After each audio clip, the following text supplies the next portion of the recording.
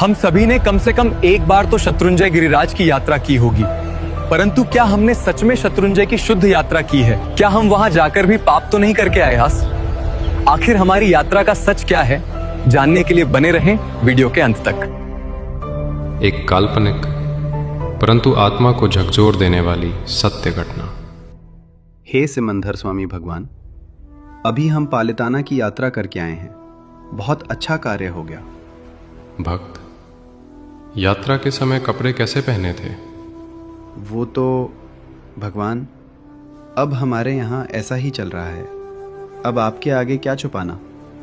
एकदम बेहुदे, दूसरों की नज़र बिगड़े ऐसे चुस्त छोटे वेस्टर्न कपड़े। भक्त, तुम्हारी यात्रा का 80% फल जलकर खाक हो गया। यदि तुम घर से ही संस्कारी मर्यादाशील भारतीय वस्त्रों में सर ढक कर निकले होते तो ऐसा नहीं होता। बताओ, तीर्थोपवास किया था?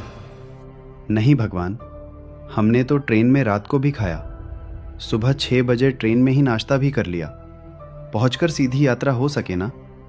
और यात्रा के बाद भी अभक्ष्य रात्रि भोजन तो किया ही। ये जीभ वैसी की वैसी तो बैठ नहीं सकती। भक्त, तुम्हारे बचे हुए 20% फल भी जल गए और ऊपर से 120% नया पाप बंद हो गया।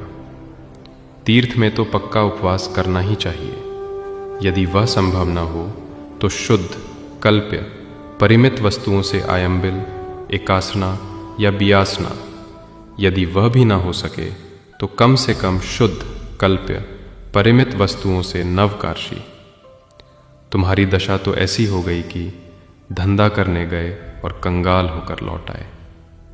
वहां कोई दूसरी गड़बड़ तो नहीं की ना?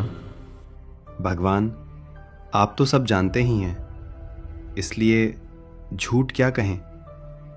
हम विजातीय का हाथ पकड़कर भी चढ़ते हैं, उसका सहारा लेकर चलते हैं। बेफाम पिकनिक पॉइंट की तरह गिरिराज के परिसर में तस्वीरें भी खिंचवाते हैं। रात को धर्मशाला में होटल रिसोर्ट की तरह वर्तन करते हैं और मोबाइल पर जैसे तैसे कार्यक्रम भी देखते हैं। भक्त, तुम संसार में बंधे हुए पापों को धोने गए थे, या फिर संसार में भी न बांध सके इतने सारे भयानक पाप बांधने गए थे? तुम्हें इसका उत्तर पता है? अन्यस्थाने कृतं पापम तीर्थस्थाने विमुंचति, तीर्थस्थाने कृतं पापम वज्रलेपो भविष्यति। जो पाप अन्य स्थान पर किया हो वह पाप तीर्थ स्थान पर धो सकते हो, किंतु जो पाप तीर्थ स्थान में किया हो वो तो वज्र के लेप की तरह बंधता है। वो पाप कहीं भी धुल नहीं सकता। भयंकर दुख भुगत कर, रो रो कर, मर मर कर उस पाप का फल भुगतना पड़ता है। वत्स, इस तीर्थ का नाम है सिद्धाचल। आप यहाँ तो सीधे चलो। आप समझ लो कि शत्रुंजय वहाँ आपकी संवत्सरी है। संभवित हो तो वहाँ उपवास ही करना चाहिए। कम से कम उसके 50 किलोमीटर के परिसर में अभक्ष्य रात्रि भोजन तो नहीं ही हो सकता। आप समझ लो कि शत्रुंजय वो आपका संयम जीवन है। उसके 50 किलोमीटर के परिसर में विजातीय का स्पर्श भी नहीं हो सकता। आप समझ लो कि शत्रुंजय वह आपका साधना जीवन है।